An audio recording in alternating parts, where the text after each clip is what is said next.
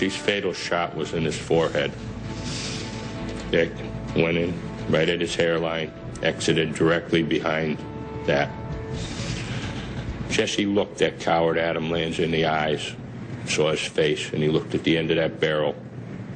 Jesse didn't run. Jesse didn't turn his back. That was the fatal shot that killed Jesse. Neil Heslin, father of Sandy Hook victim Jesse, talking so movingly today on Capitol Hill. I'm back now with John Lott Jr.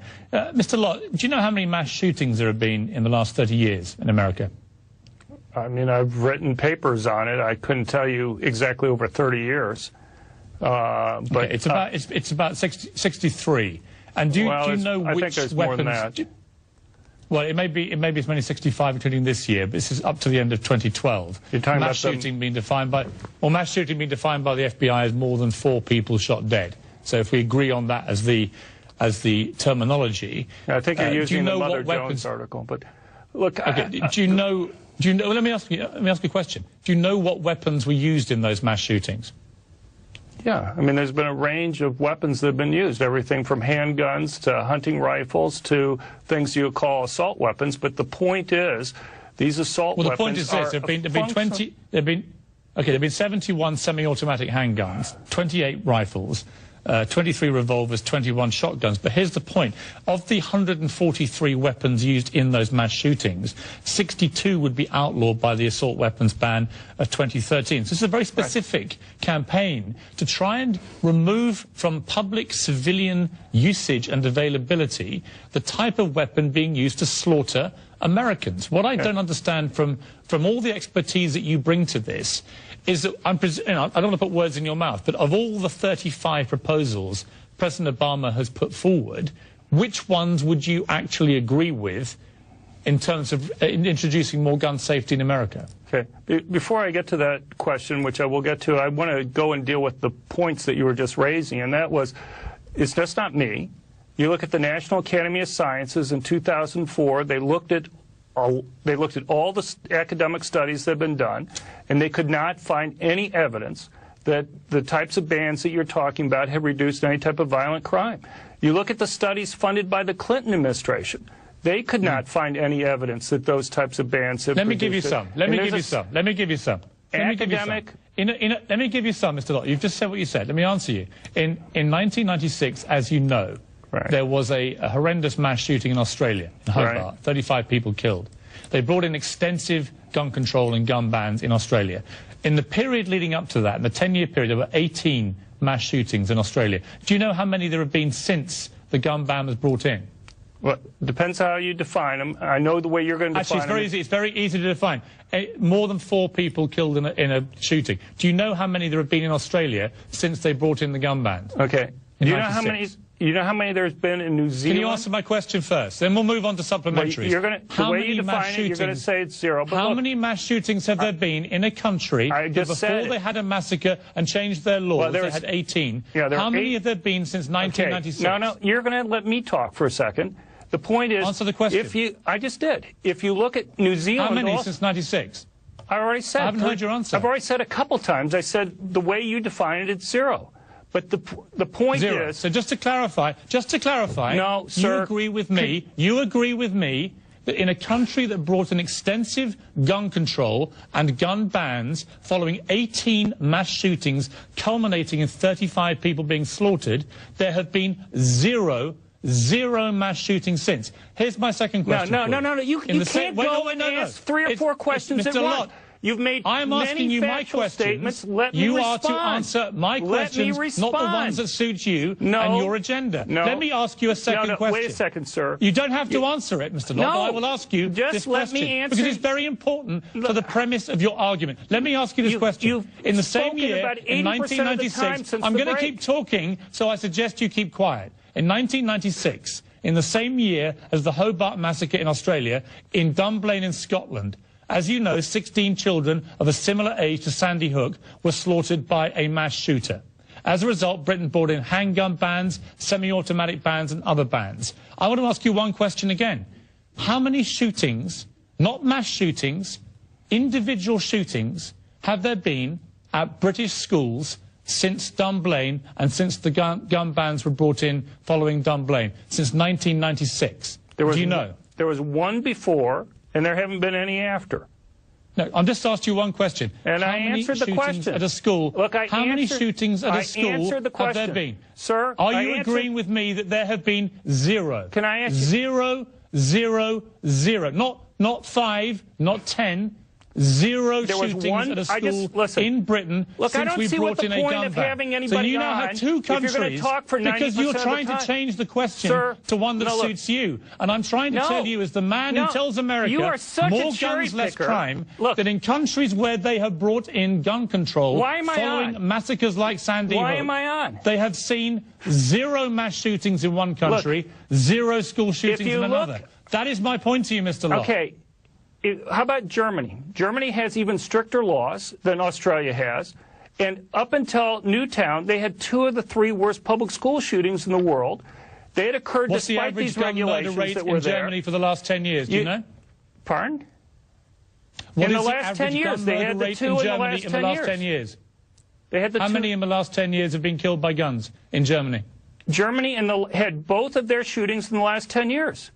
No, I asked you how many people have been murdered with guns in Germany in the last 10 years. Do you know?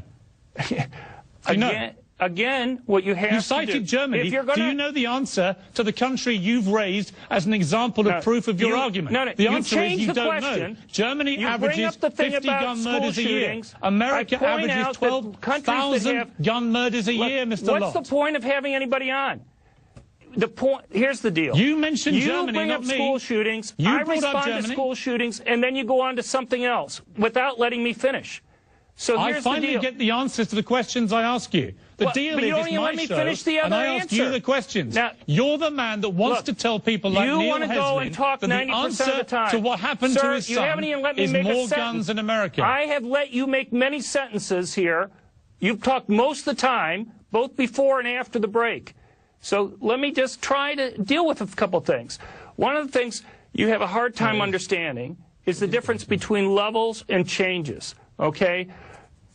Countries differ in terms of murder rates for many reasons. So if we just take your German question about how many murders there are in Germany, Germany has relatively few murders. Switzerland has even fewer murders than Germany has.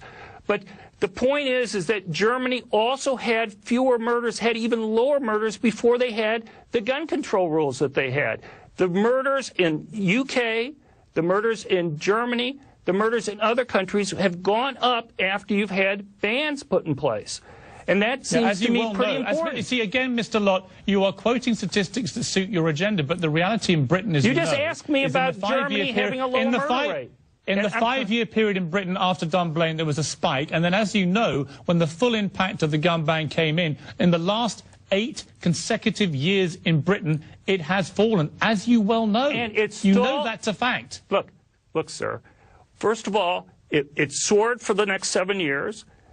Britain had an 18% increase in the number of police in the country at that point, and that helped drive it down. But it's despite having 18% more police, the murder rate in Britain is still higher now than it was before you had the handgun ban. Why is it still higher? How many people were murdered in Britain last year with guns? Look, the point is it was even lower before you had the ban. You are citing the murder rate in Britain. It's about a third. The murder rate in Britain is about a third what it is in the United States. But the point is it was even lower relative to the United States. What an absolute lie. How many people were murdered in Britain last year for guns? How many?